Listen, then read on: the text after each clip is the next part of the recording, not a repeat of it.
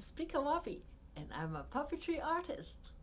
Hi friends, my name's Karen Orchard and I'm a theatre maker. And we're teaching artists at Flushing Town Hall, where we believe in global arts for global kids. And we're excited to welcome you back to our second series where we'll explore toy theatre together. In our last video, we wrote a poem and made a storyboard for the toy theatre. Today, we're going to make puppets for it. For this, you will need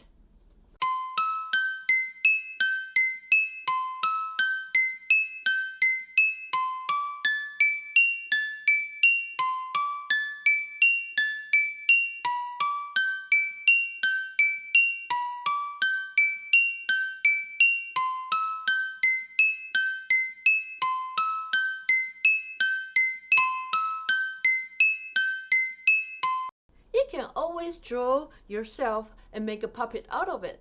But today, we're going to show you a fun way to do it. First, you're going to find a photo of yourself that you like. It doesn't have to be a full body. Sometimes it can be just your head, as long as they can fit inside the theater. And sometimes, if you have the program in your computer, you can flip the image and make the different sizes of the image. That can be fun. But if you don't, that's totally fine. Just print out the image.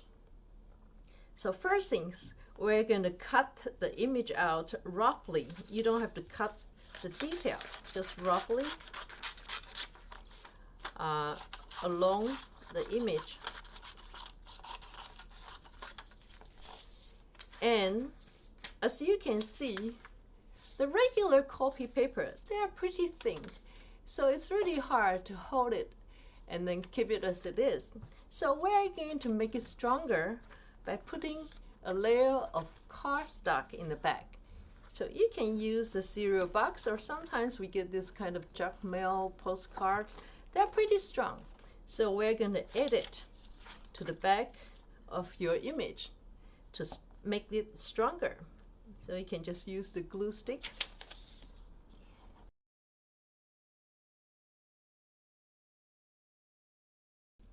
There you go. And then we're going to cut it. Now this time you can cut along the edge of the image. But I like to leave a little bit white on the edge.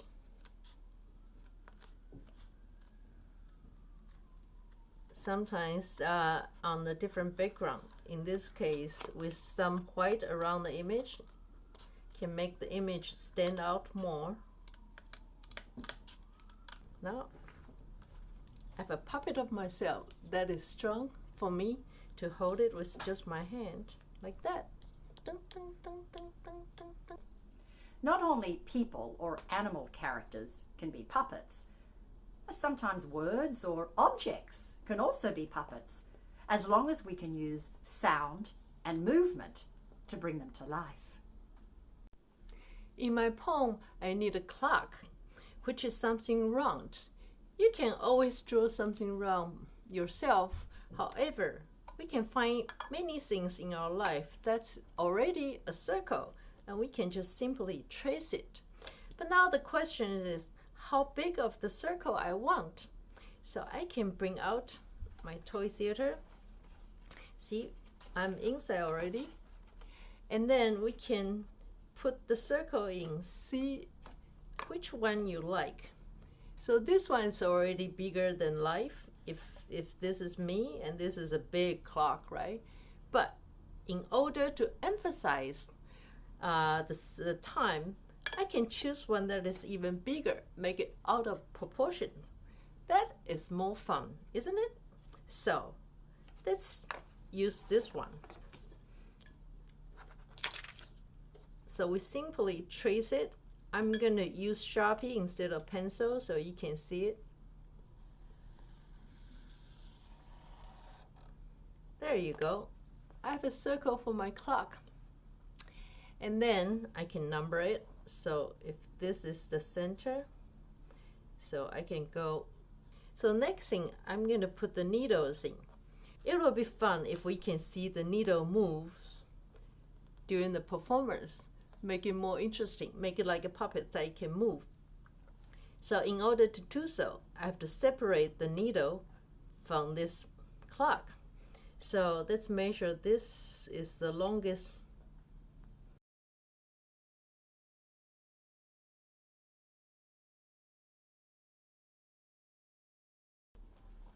So now we have our clock.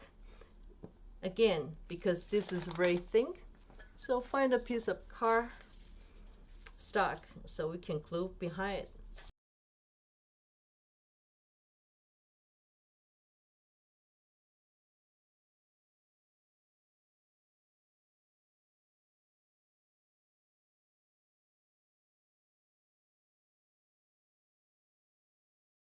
So you're going to punch a hole.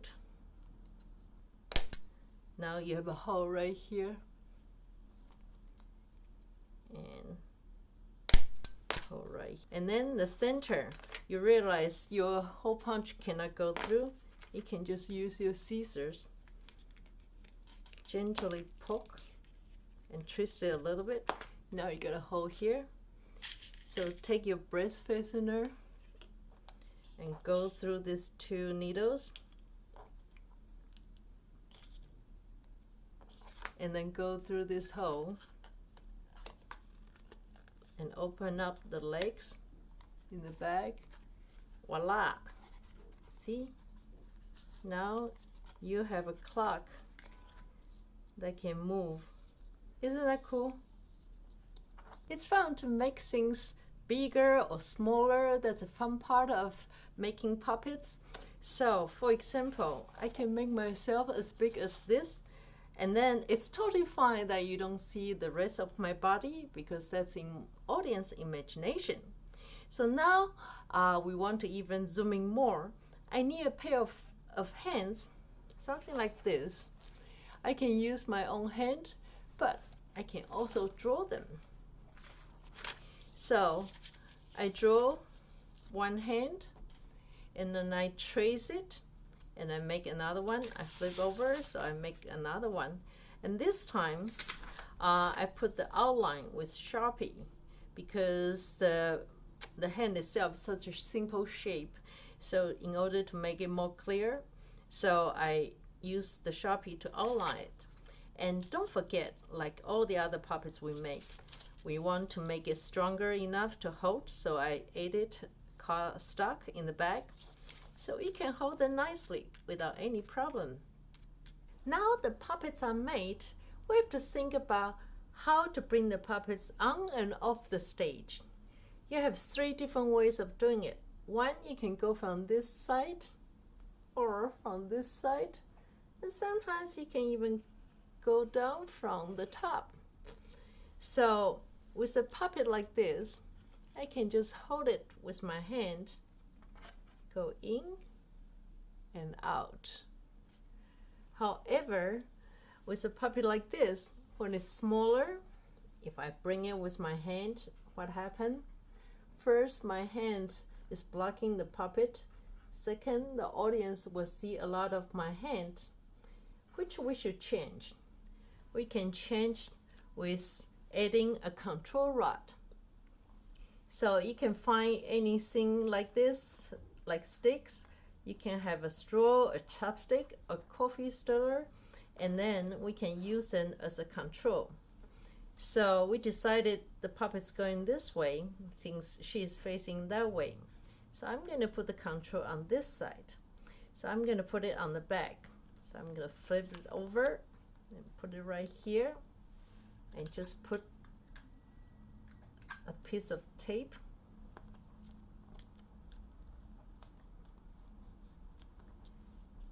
There you go. And I can enter from this side without showing any of my hand. This is the clock with the joint we made earlier. Now I can just put a double-sized tape in the back, and then I can connect to another rod. Now I can move the needle. Isn't that cool? The other way to move the joint is use a piece of string. So you can tie the string on top of the control rod.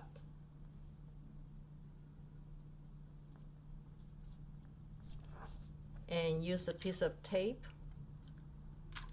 to secure it. Make sure it doesn't move around.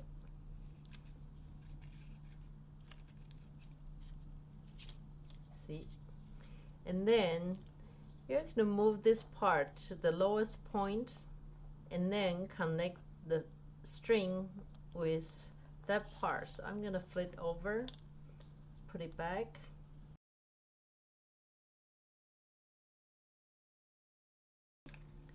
Now I can move the arm without showing my hand. This is another sample which we have 2 strings to move the wings. During the show, you can also use some thinking bubbles to emphasize some important words. You probably have seen them in comics before. The words inside usually represent somebody's thought, dialogue, or sound effect. You can play with different shapes according to what you're trying to say. Thank you for joining us today. Be creative and have fun making your puppets in different ways. Check out our activity sheet for more fun with toy theatre. And we'll see you again tomorrow when we'll show you how to make scenery for your toy theatre. 再见!